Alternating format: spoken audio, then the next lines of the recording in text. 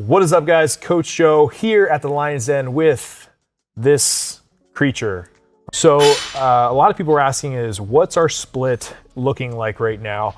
What's the frequency of our lifts per muscle group? So it's a very conservative plan.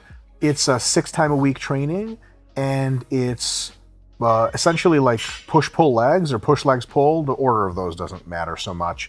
So for the chest and back, or the main pushing muscles and main pulling muscles, they're trained twice a week. Legs are trained twice a week. And then things like shoulders and traps and forearms, biceps, they're trained probably like 3 or 4 times a week, peppered into those upper body days. So it's a modified push-pull leg split. Not a big fan of like the idea of splits. You train muscles hard and then they recover and you train them again.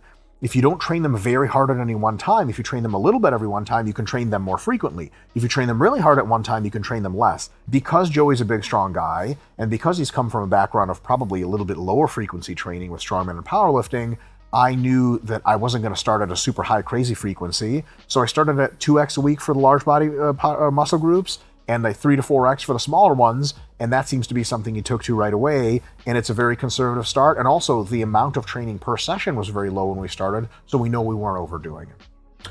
But do you incorporate recovery methods such as stretching, yoga, sauna? Yeah, the answer to that is no. So stretching does not enhance recovery in any way we can measure, unless it is stretching in a setting which relaxes you. If you do yoga and it relaxes you and it's not very physically strenuous, it can help recovery, but so can sitting on the couch watching Netflix, because that's also relaxing. The sauna, if it's relaxing for you and if it's very enjoyable for short periods, can enhance recovery. How many of you hate heat exposure and just the sauna is miserable? If you answer yes, it's not a right or wrong answer, don't go in the sauna, because you're going to actually add fatigue. And remember, folks, heat stress is a real type of stress.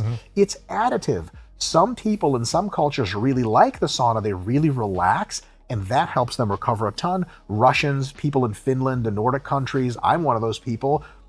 But like my training partner, Charlie, or our training partner, Charlie, anytime he overheats beyond like 1 degree, he starts to have a panic attack. And anytime he sees his own sweat, if I put him in the sauna, it would like decrease his recovery by 500% or something.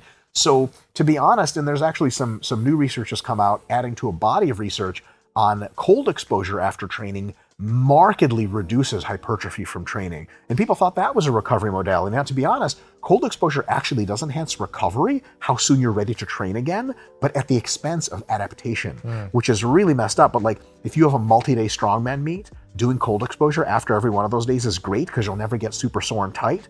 But if you're trying to train hard to gain muscle, do not do cold exposure. Honestly, folks, and this is as no BS as I can make it, recovery strategies, the biggest ones: sleep enough, eat enough, and don't have a ton of emotional stress in your life. Some people even think cardio is a recovery modality. Like, do you feel more recovered after you on the treadmill for 50 minutes? People are like, no, I feel like shit. They're like, well, that's not recovering you. Exactly. Yeah, I literally have my recovery comes from eating and training properly. If you like something that makes you feel good, do it. Like, that's cool, because you have the psychological effect of it feels good and you enjoy it and it's relaxing you. But no, I don't do any stretching, no sauna, no yoga, any of that. And I think a lot of people neglect just proper programming to help them recover properly. And that should be something that should be looked in a little bit deeper instead of going right to those other training modalities.